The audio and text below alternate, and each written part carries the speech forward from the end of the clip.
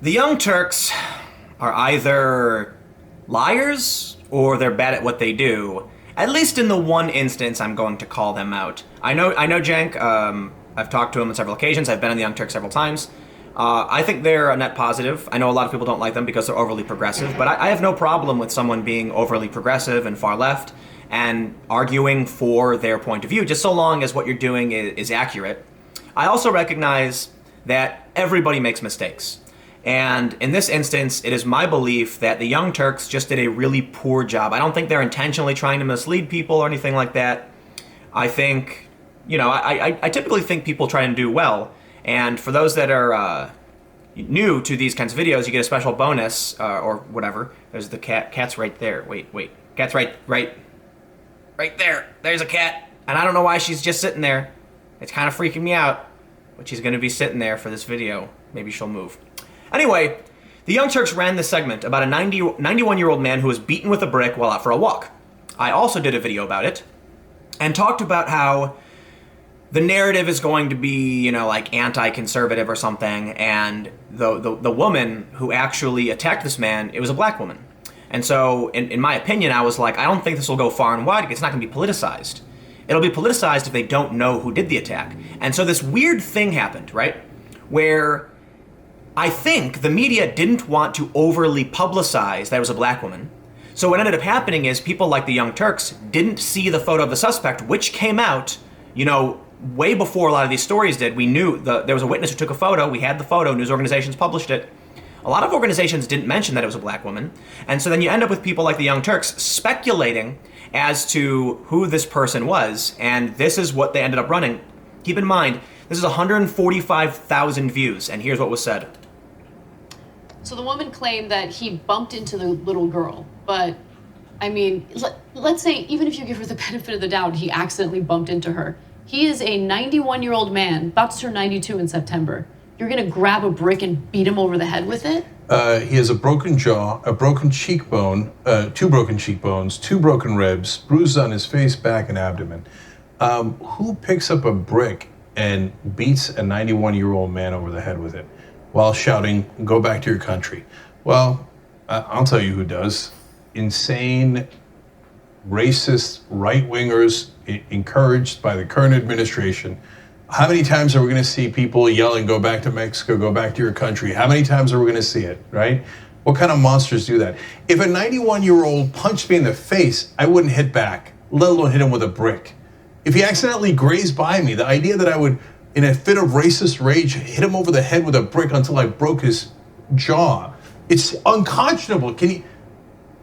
And then she calls over the 3 to 4 other guys. Now I thought it was worse because I thought, they're like, a Mexican guy who's 91, let's go kick the crap out of him. No, apparently, according to the witness, she lied to them and said that he was trying to grab the kid and kidnap the kid or some stupid lie like that. Now that doesn't give them the right to beat up this 91-year-old guy as they did, right? But at least it wasn't like based on the same level of racism that she had. Right. Okay. Behind Mr. Uyghur here, it says, "Make America Hate Again." Obviously, it's a reference to Trump and Trump supporters. He said it. You know who does this? Right-wingers under the current administration. He called it a racist attack. Well, that's interesting, because according to progressives, race is prejudice plus power. And in this instance, it was a black woman hitting this Latino man.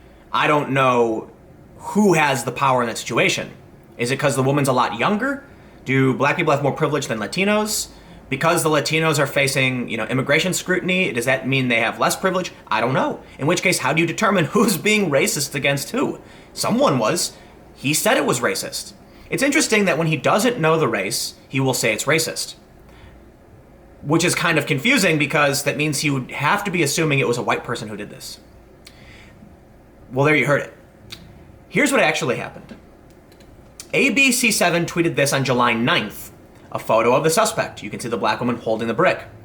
This video is from July 10th, a full day later, which means a cursory Google search, you would have seen this suspect. He would have known that it wasn't an issue of making America hate again. It would have been an issue of local violence that happens. What's interesting is how the story was publicized so much. Is it because 92-year-olds are rarely beaten in attacks? Is it because the attack was so vicious? Or was it because a lot of people didn't know the race of the suspect and were trying to earn some points? I don't know which is true, and I don't want to say that the only reason the story got out was because people were trying to earn political points. What I will add, though, is this video has 145,688 views, and it's less than 50% thumbs down. It's overwhelming. It's majority thumbs up, which means a lot of people who watched this watched it organically. You know, they're fans of the Young Turks. They believed what they said. They ran this big graphic, Make America Hate Again, and led people to believe that somebody beat a 91-year-old man with a brick because they were racist and because of Trump or something like that. Even though the Young Turks could have done their research and found that a day before, at noon, we had a photo of the suspect, and it was very unlikely that it was about Trump. But credit where credit is due, because the Young Turks, a day later, issued this update. And they did talk about what they got wrong, so let's listen to just a little bit of this. About a story regarding a 91-year-old Mexican man who was in Los Angeles to visit his family. He was unfortunately violently attacked by a woman who had a concrete brick. We didn't know why she attacked. There was one witness there who said that the woman kept telling this man, "Go back to your country, you don't belong here." And luckily, the police have made an arrest. They have found the suspect. Her name is LaQuisha Jones. She was arrested Tuesday night in Los Angeles on suspicion of beating Rodolfo Rodriguez last week. She was being held on a charge of assault with a deadly weapon with bail set at $200,000. The witness who saw everything said that there were a group of men who joined in on the attack, but that the men were told false information by the suspect.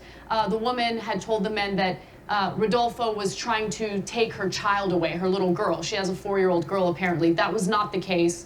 And I'm happy that there has been an arrest because they had no leads as of yesterday when we reported on the story. So LaQuisha Jones is out. I gotta stop right there and point out, wrong. Absolutely wrong. That once again was misinformation. And I don't know who's doing their research. Anna Kasparian just said there were no leads. That is absolutely false. They reported the story July 10th, and this photo, this tweet from ABC was from July 9th. You can't edit tweets. Once a tweet is up, it's there or it's deleted. And they had a photo of the woman on July 9th. I think that qualifies as a lead. They knew who this person, they knew what she looked like. There's a photo of her carrying a brick. So there's no reason for the Young Turks to have inaccurately reported this. They've done a bad job. Now, again, I'm not here to go through everything the Young Turks says or condemn everything they do simply because of this one instance I have seen. I'm sure a lot of you watching will have a lot of criticisms for things they've said in the past, and that's fine. Okay? Don't get all mad at me because I'm not gonna condemn the entirety of the Young Turks. I've been on the Young Turks, and I guarantee you what I said was accurate. So that means there's at least some good reporting, as far as I know. But I can say they were wrong yesterday.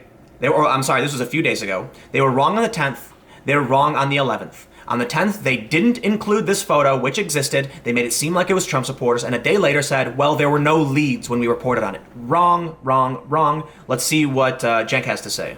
African American. We don't know right now what the race of the 3 or 4 men are. Right. And so we'll find out. If you're wondering if someone can be discriminatory against others while being black, the answer is yes. Right. But notice he didn't say racist, because in the first video he said this was a racist attack. I'm paraphrasing, I don't know exactly what he said, but he said it was racist. And now in the update video, discriminatory. I wonder why that is. So keep in mind how interesting it is when, I don't know if this is Cenk's official position or the Young Turks' official position, but people on the far left say that racism is prejudice plus power, therefore only white people can be racist or things like that. Well, what happens when it's a black person against a Latino, and the Latino is a 91-year-old man who has more privilege? He said it was racist. Does that mean he was assuming it was a white person and he felt totally comfortable saying that? This is one of the most dangerous things about this kind of opinion punditry. Admittedly, I do, here's what's really funny. On my main channel, tons of opinion and analysis. I try to get the basic facts in the first minute, the intro to the video, and then I go through sources, citations, and then base my opinion off of that. I would never come out and say, this was Trump supporters who did this, I know it, without evidence. Even on these videos I do on my second channel, where I pretty much am just off the cuff and just talk for 10 or so minutes, I still would never make that assumption. And here you have the Young Turks with massive infrastructure. The infrastructure of the Young Turks dwarfs what I have in comparison. And they have made 2 inaccurate videos addressing this. I don't understand how that happens, man. Is it because Cenk is so busy running a business, he doesn't actually check the facts? Well, what's the excuse for Anna? The first video was wrong, the second video was misleading. I feel like why they said there were no leads, maybe because it sweeps their mistake under the rug. No, there were leads, there were photographs. Let's grab the last little bit of what Cenk said. And so the witness says that LaQuisha was yelling, "Go back to your country, go back to Mexico." So here we are in the Hunger Games, pitted against one another, and we're not looking up to see who controls power. We're looking down to see who we can literally hit with a brick underneath us. Yeah, I mean, again, this is a 91-year-old man. He's going to turn 92 in September, and he is not a threat at all. We showed you the video of, what he looked like after the attack, and I want to show you again because this is the... We don't need to see that. I mean, I think they should have gone more in-depth on their apology and how they got it wrong, but they're not really doing that. But what I will say is, they did update the story. So, they were wrong in the first place, and they came out with a video the next day saying we were wrong. It was LaQuisha Jones. So there you go. That's about the best you can ask for. Unfortunately, the update video's got 59,000 views, and the original video, which is totally incorrect, has 3 times as many. And that's how it goes. Now, a lot of people are sharing this. You can see, like I mentioned, almost half of the likes are almost half of the thumbs down in the like to dislike ratio, which means there are a lot of people who are aware. So a lot of these views probably are from people saying, wow, the Young Turks are bad. So I'm not going to condemn everything they do, but let me just say it. Their first video was dead wrong. They jumped the gun, they didn't do the research, and that is absolutely horrifying when you realize they've got nearly 4 million subscribers. The second video they put out was also incorrect when they said there were no leads. Wrong. There absolutely were on July 9th, a day earlier. You didn't do the research, and it seems like you're not taking responsibility. But credit for putting up the update at all, because they could have walked away from it and no one would have done anything about it. So they do deserve credit for at least doing this. But I have to wonder if they're only doing it because some of their fans acknowledged they were wrong. And so they don't actually care about being wrong, they care about maintaining their user base. I don't know.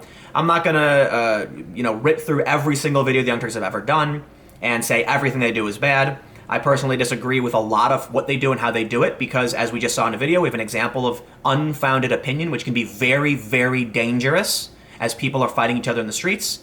But it is what it is. So, thank you, Young Turks. Stick around. I'll have another video up in just a few minutes.